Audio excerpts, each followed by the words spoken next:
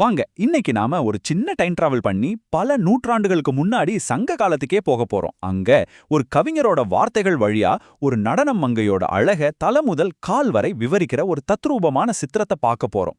ரெடியா? யோசிச்சு பாருங்க, ஒரு சங்க கால கவிஞருக்கு அழகு அப்படிங்கிறதுக்கு என்ன அர்த்தம் இருந்திருக்கும்? இந்த கேள்விக்கு பதில் தேடிதான் நம்மளோட இந்த முழு பயணமும் இருக்க போகுது. வாங்க அந்த கவிஞரோட கண்ணோட்டத்திலேயே அந்த அழக நாமளும் சேர்ந்து ரசிக்கலாம். சரி, இந்த சித்திரத்துக்கு உயிர் கொடுத்த இந்த கலைஞர்கள் எல்லாம் யாரு? முதல் அவங்கள பத்தி நாம தெரிஞ்சுக்கலாம் வாங்க. நாம சந்திக்க போறது ஊருலா பயணம் செய்யற ஒரு கலைஞர் தம்பதிய. ஓகே, இந்த ரெண்டு முக்கியமான கதாபாத்திரங்களை முதல்ல புரிஞ்சுக்குவோம். பொருணன், இவர்தான் ஆண் கலைஞர். பாட்டு பாடுவாரு, யாழ் வாசிப்பாரு, அப்புறம் அந்த பாட்டுக்கேத்த மாதிரி நடிச்சும் காட்டுவாரு. அவரோட மனைவி தான் பாடினி. அவங்களும் ஒரு தேர்ந்த நடன கலைஞர். ரெண்டு பேரும் சேர்ந்து தான் கலை நிகழ்ச்சி நடத்துவாங்க. இன்னைக்கு நம்ம பார்க்க போற இந்த முழு வர்ணனையும் இந்த பாடினிய பத்தினது தான். இப்போ கவிஞர் ஒரு ஓவியர் மாதிரி மாறப்போறார். தன்னோட வார்த்தைகளாலேயே ஒரு ஓவியத்தை கொஞ்சம் கொஞ்சமா வரைய ஆரம்பிக்கிறார். பாடினியோட அழக தலையில ஆரம்பிச்சு கால் வரைக்கும் படிப்படியா நமக்கு காட்ட போறார். முதல்ல அந்த ஓவியத்தோட ரொம்ப முக்கியமான பகுதியான முகத்திலிருந்து ஆரம்பிக்கலாமா? அடடா, இந்த ஓமைகளை கொஞ்சம் கவனிங்க.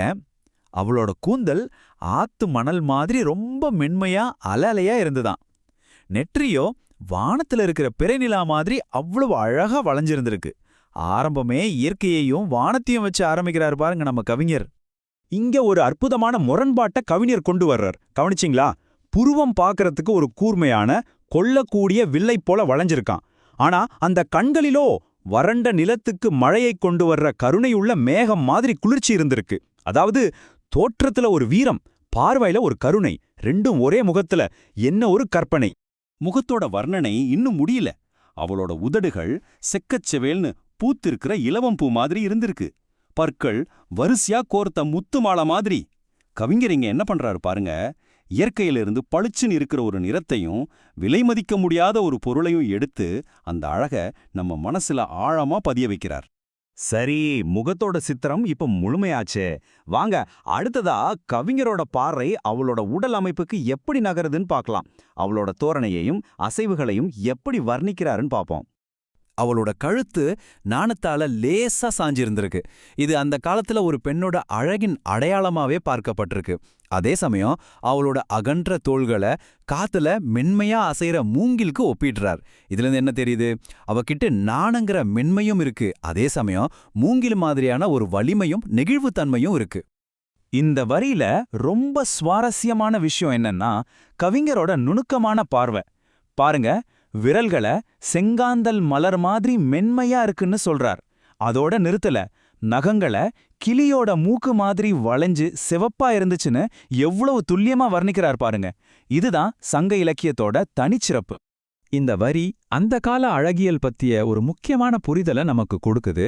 அவளுடைய மார்பகங்கள் ஒரு மெல்லிய ஈர்க்குச்சி கூட நுழைய முடியாத அளவுக்கு நெருக்கமா இருந்ததா கவிஞர் குறிப்பிடுறார். இது வெறும் வர்ணனை மட்டும் இல்ல, இது அந்த காலத்துல ஒரு பெண்ணின் முழுமையான அழகுக்கான இலக்கணமா கருதப்பட்டிருக்கு. சரி, கவிஞரோட வர்ணனை பயணம் இன்னும் தொடருது.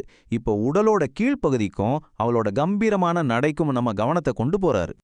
இங்கேயும் கவிஞர் ஒரு அழகான முரண்பாட்டை பயன்படுத்துறாரு. அவளோட எடை கண்ணுக்கே தெரியாத அளவுக்கு ரொம்ப மென்மையா சின்னதா இருக்கு.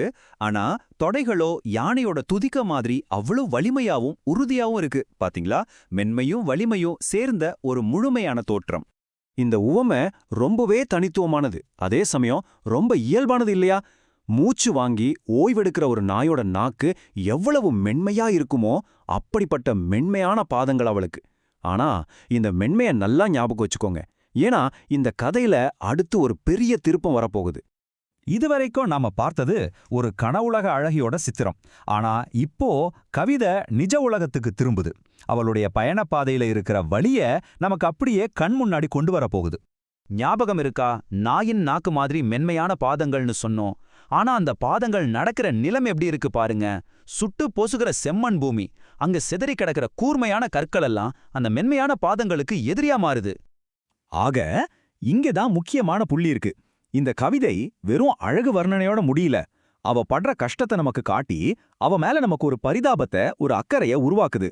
அவ கால்ல ஏற்பட்ட கொப்புளங்களை காணல் நீர்ல தெரியற மாய பழங்களோட ஒப்பிடுறது எவ்வளவு ஆழமான வரி பாருங்க. ஆனா அவ இந்த வழியில தனியா இல்ல.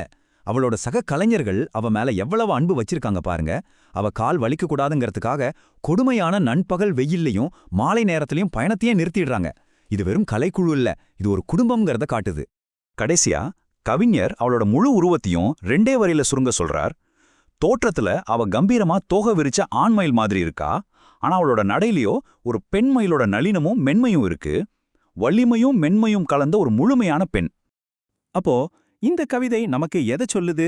அழகு, வலி, கருணை, சகிப்புத்தன்மைன்னு பல விஷயங்களை நமக்குள்ள யோசிக்க வைக்குது இல்லையா?